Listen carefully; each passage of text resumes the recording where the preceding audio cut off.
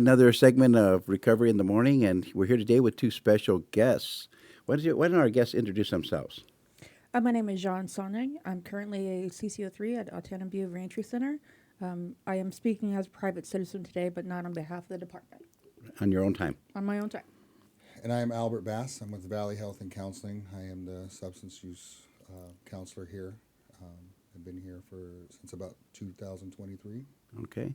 And I'm Juan Orozco. I'm the founder of Yakima Valley Recovery and Top Notch Homes. Well, today we're talking about a very serious issue here for the folks in the state of Washington, and every single work release program is a statewide issue because people come from all over the state, and they have families all over the state that that participate in these programs, these life-saving, life-changing programs. And Sonia is going to talk a little bit about what's going on and what's the threat to our community, and if something so bad as this work release is shut down by the state. Right.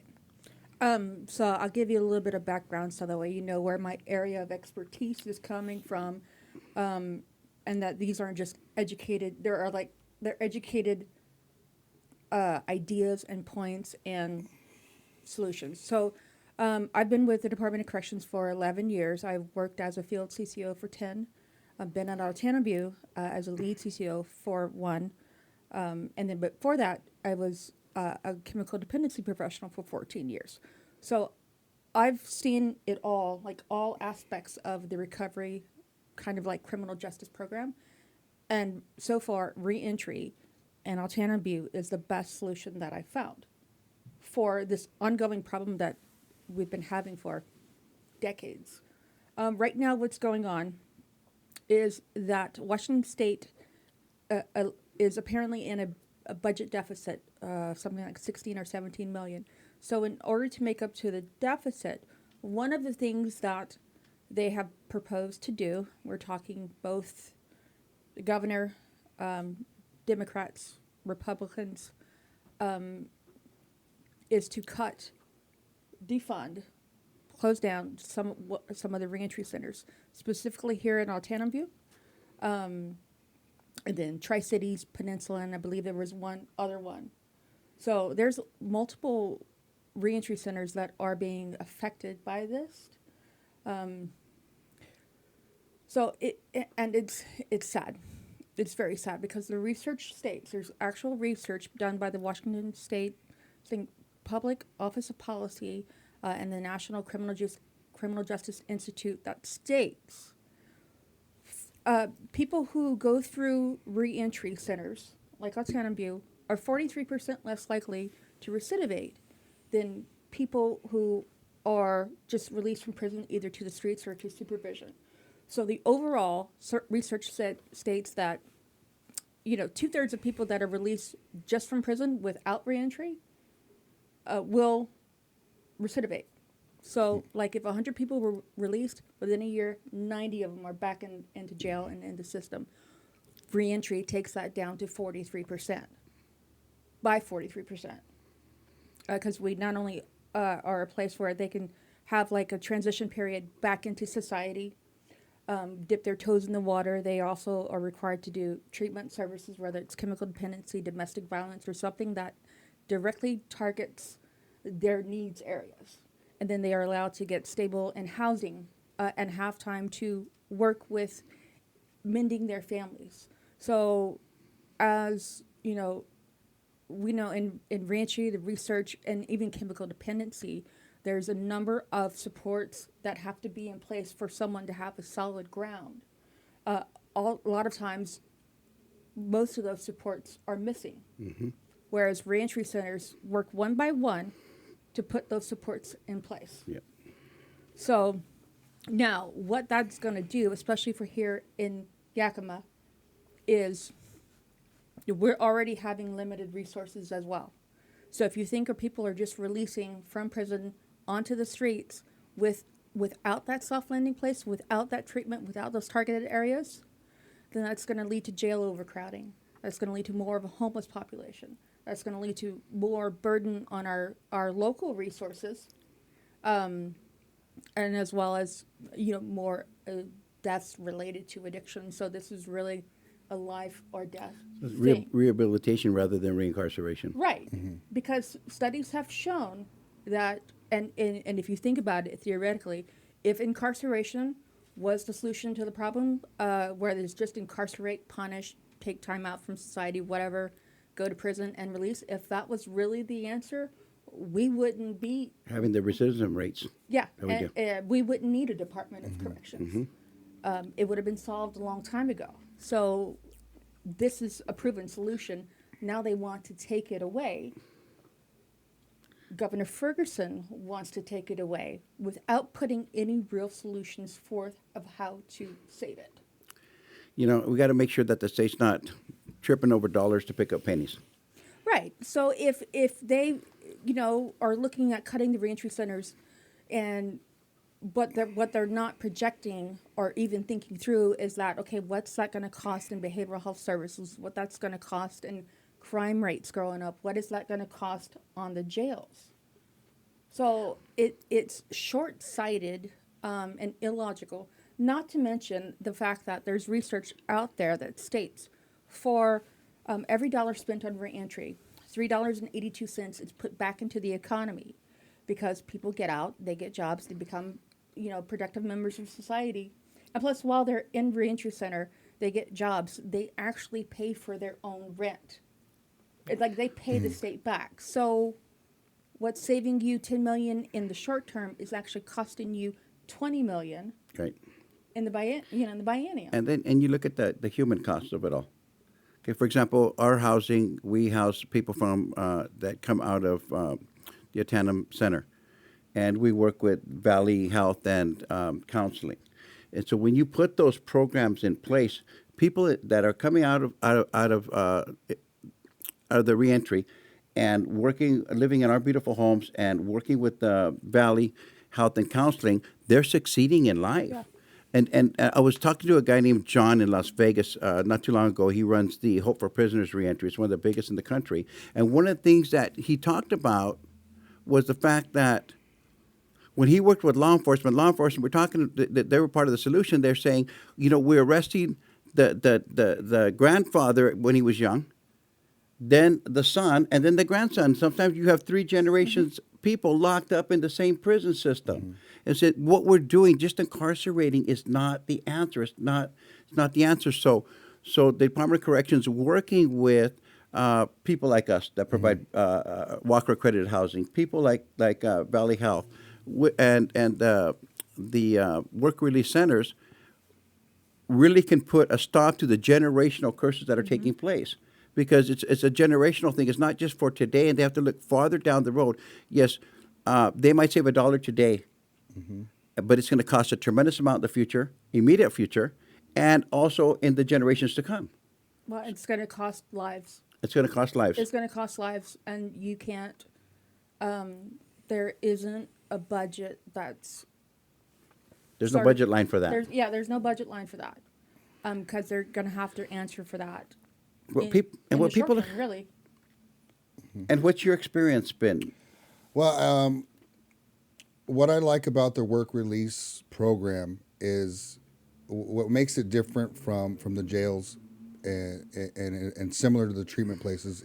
It deals with the individual, so and it gives them the tools. So one thing that we found, and the data that shows or suggests, is that the key for someone to be in recovery is to educate them, and that's what work release programs do, is they educate the individual and gives them the tools that they need to be successful. Like with your house, and like with us, like that's I see a lot of similarities there. Because we don't treat addiction, we're a substance use place. We treat the client, and same with with the Tandem. They look at the person. They don't look at the crime or anything like that. Right. You get to the root problem of their issue, of why they committed crimes. A lot of it's If you look at a root, right, it has more than one thing. You have to address multiple things. The background, the generational trauma, the addiction. A lot of it's a learned behavior, and what I've seen, the reason why work release is so successful is because it addresses all of that. It gets to the root of the disease, so to say, and it gives them that foundation to get the tools that they need. They know they need help. They can get it. It gives them it's just the beginning, of the steps that they need to take in order to be successful. So once they, you have a greater chance of being successful if you're. I think more people in prisons need to be, at work release. I think that's where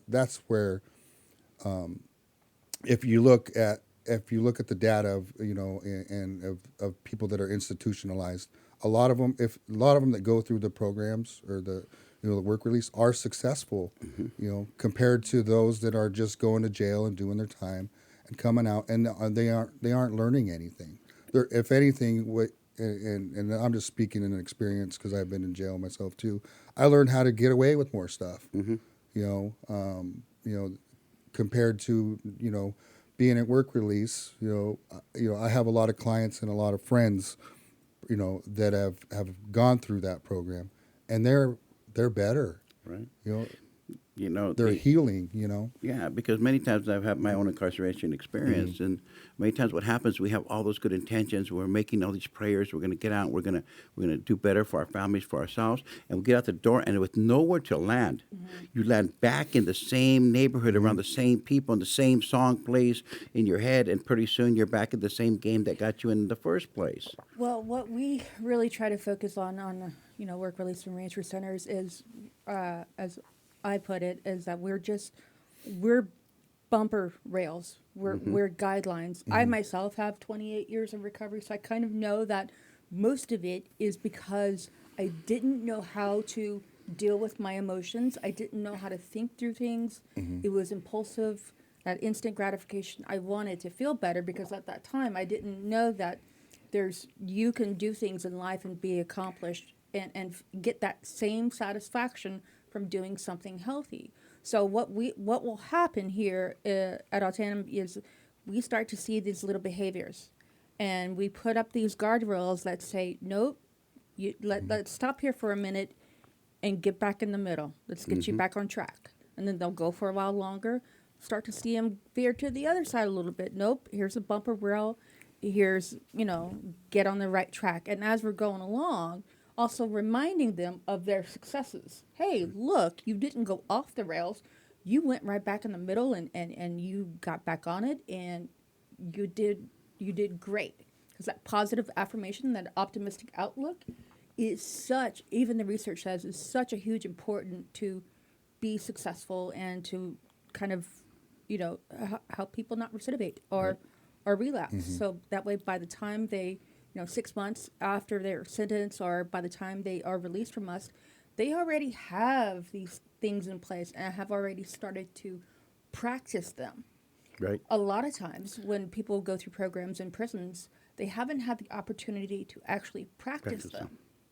So they get out and it trips them up because they didn't know how to put it in place. And what's really great about them coming from work release into our housing, we have the same philosophy. It's a guardrails to keep them walking on the path that they've prayed about, that they wanted to be part of.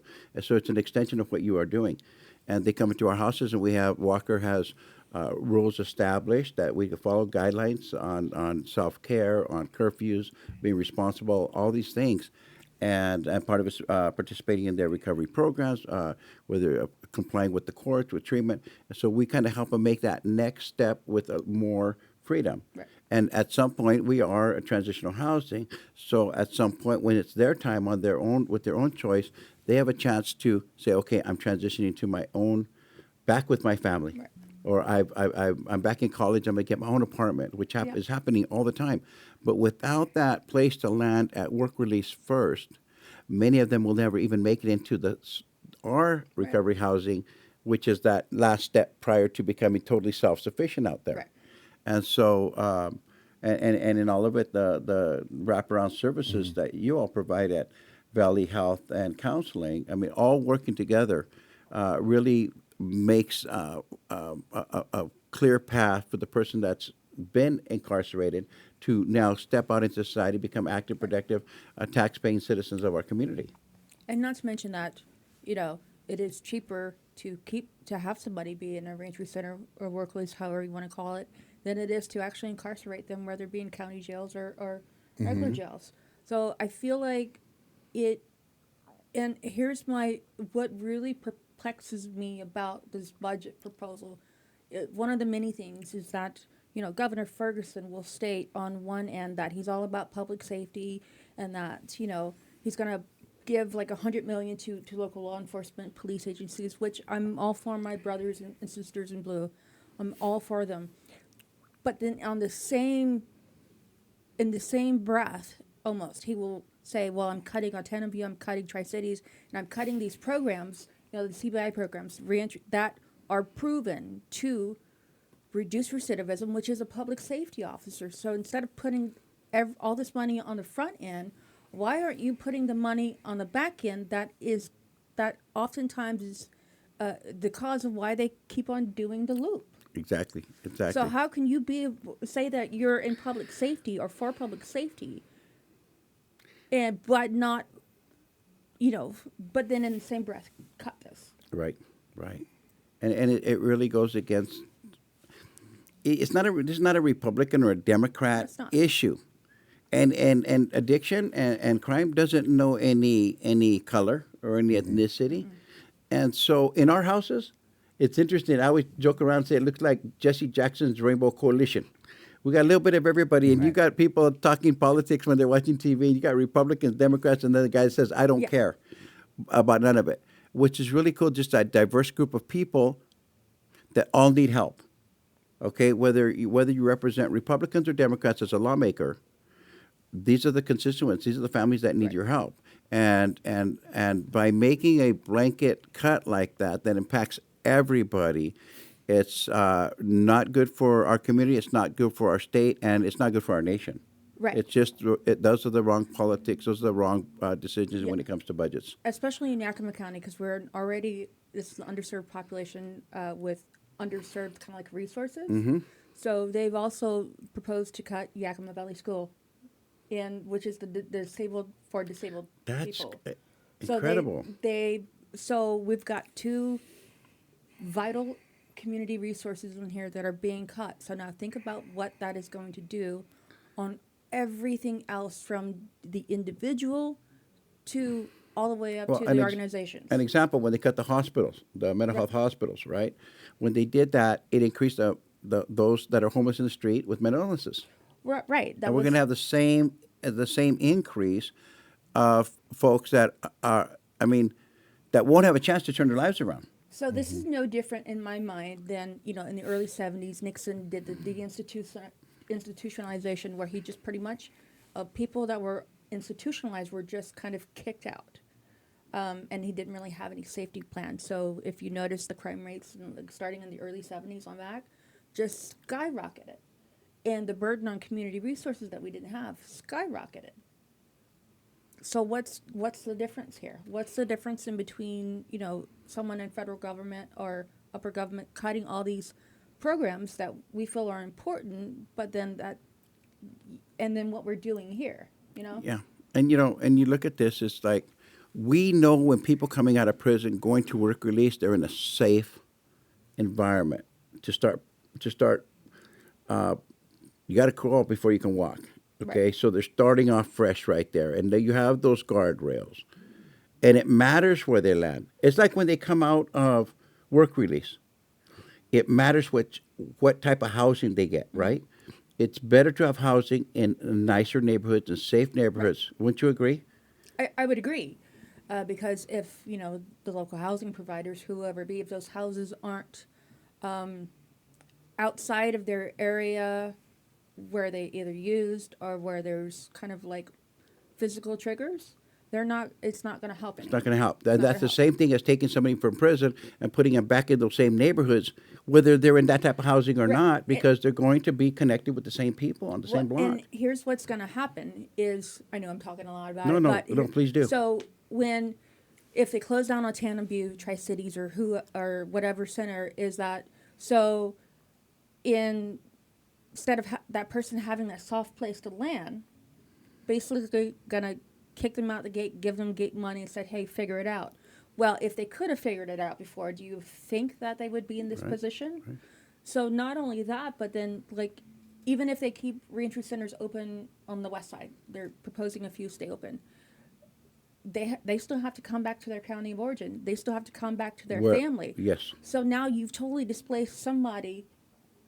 Totally displaced them, because now they have to come over here and find a new job. Yep.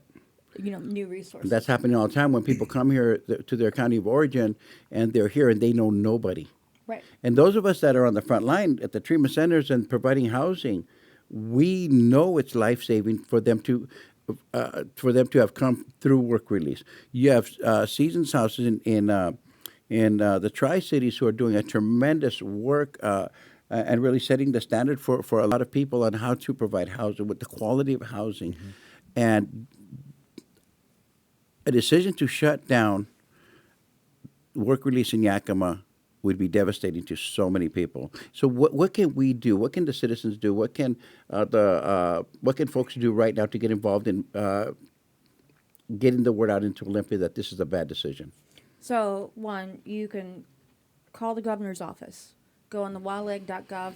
Say it again. On what? It's called WashingtonLegislature.gov, like WAQRR.gov. Okay. So you can call the governor's office, email him, bombard him with these facts and these feelings and what will happen. And also call and email the legislatures. There's a whole list of, the legislatures that that you could just email. You can go to the website, click the email them your thoughts, your feelings that this is a bad idea. We do have representatives for this area that are on our sides, like Representative Default, Senator Torres, and then the Representative Deb Menjarez and Gloria Mendoza. I've been in contact with all of them. So they're on our side, but it's to contact, just anybody that you can, specifically that is a Democratic leader, because that's who we're mainly having the opposition from. From the Democrats. Yeah, from the Democrats. And I think the person that is head of like the Ways and Means Committee, like Senator June Robinson, we've been really trying to target her and get this message to her. And there's quite a few other ones. Okay. Well, maybe you can get us a list and we can post it on our Yakima Valley Recovery website where this will be aired, and Yeah. folks can also see that there. I have all that, so I can send that to you. And this is a very important topic that we should be sharing with our folks, anybody of influence, everyday folks too, Yeah. that can, moms, dads, brothers and sisters, that can make these calls and send out these emails. We could probably provide a sample email as well, what they can send out and talking points of what they should say when they call in. I think it's very important, and it's something that we need to not just talk about right now in this podcast, that we should continue to talk about, continue to participate in up until the final hour. Yeah, there's Agreed, 9 yeah. days. There's 9 days left.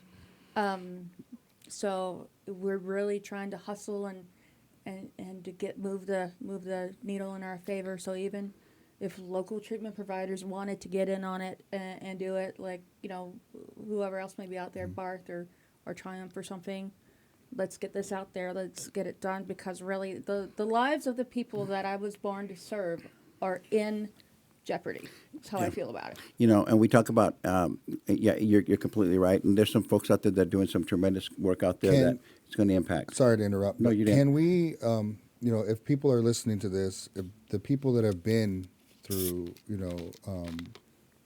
a TANM, actual inmates that have gone through it, Right. if we can get them to come on, give their thoughts, We just got through talking about, so great minds think alike.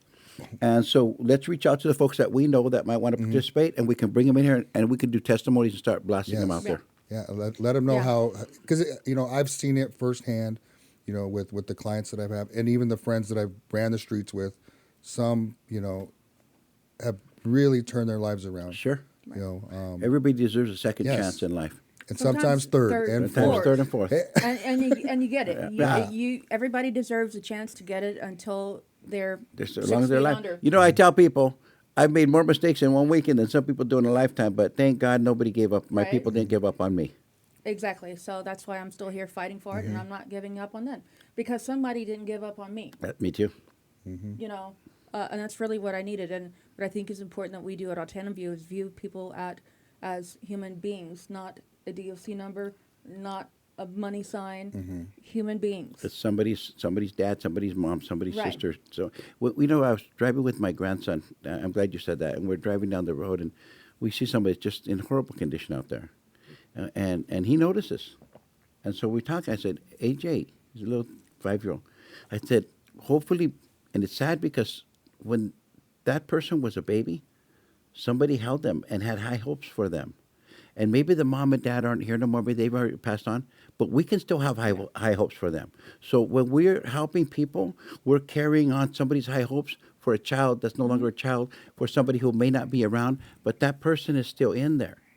Right. And we have that opportunity to help. And so this is, God's work that we're doing, I believe, and we need to do what we can to get the word out to the governor and other folks up there too, that this is a bad decision and they should be looking at increasing, not cutting.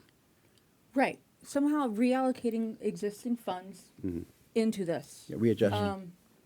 Just readjusting it and making it fair and not making it to where the people, the workers, state workers, or even people in the reentry centers have to bear the burden that they created in the first place. Yep. Well, I want to thank you all for being on here today, and let's put together a segment for those who have been through the system, who have benefited from the system, and maybe some of their family members who. Well, I have a guy at the house right now. He said if it wasn't for work release, I'd probably be right back over where I came from by now.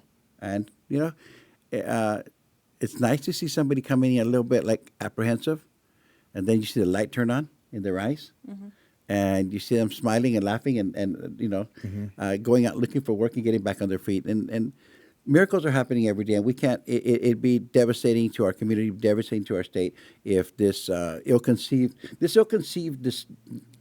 idea should have never gotten this far in the first place. Right. And so we need to somehow help put the brakes on it. Well, so the way I view it, and I'll direct this directly to Governor Ferguson and any senator that's, wants to cut reentry, is that it's like basically what side of history do you want to be? Because we're at a turning point where we can allocate funds and turn it into a positive direction, or do you want it to be like 10 years from now and then we look back on this time and you see all the recidivism, you see all the deaths, you see everything. What side of do you want to be on? Exactly. What And side of history do you want to be on, Governor Ferguson? I was thinking about that. Do you want to see our people rehabilitated, or do you want them to see them shipped off to El Salvador and put in prison camps? Right. They're talking about building more prisons over there and exporting United States citizens prisoners. Would you rather see our people getting better and reuniting with their families, or be part of that human train? Yeah. Anyway, well, thank you guys, and ladies and gentlemen, and I'm glad you're here. It's a pleasure to be working with both of you. Thank you. Right, thank you. Thank you.